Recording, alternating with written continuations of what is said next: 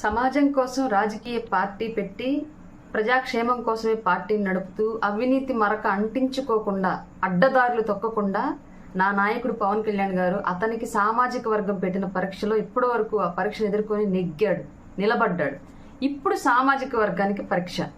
అంత నిజాయితీపరుడు వెంట నిలబడి సమాజ అభివృద్ధి కోసం సామాజిక వర్గ అభివృద్ధి కోసం నిలబడతారా, లేదంటే సామాజిక వర్గాలు సంఘాల ముసుగులో రాజకీయ లబ్ధి కోసం ఇప్పటి వరకు పోరాడుతున్నటువంటి వాళ్ళ వ్యక్తిగత స్వార్థం కోసం చూసుకొని పార్టీలు మారుతున్నటువంటి వాళ్ళ వెనకాల నిలబడతారా అనేది ఇప్పుడు సామాజిక వర్గానికి పరీక్ష.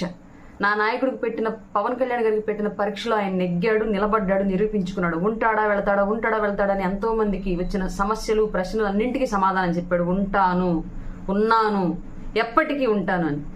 ఇప్పుడు సామాజిక వర్గం ఆయన వెంట ఉంటుందా, సమాజ అభివృద్ధిలో తమ వంతు పాత్ర పోషిస్తుందా, వాళ్ళ సామాజిక వర్గ అభివృద్ధి కోసం నిజంగానే కృషి చేస్తుందా లేదా అన్నది ఇప్పుడు యువత, మహిళలు, పెద్దవాళ్ళు, అనుభవజ్ఞులు అందరూ కూడా మీ చిత్తశుద్ధి ఏంటి అనేది నిరూపించుకోవాల్సిన సమయం వచ్చింది.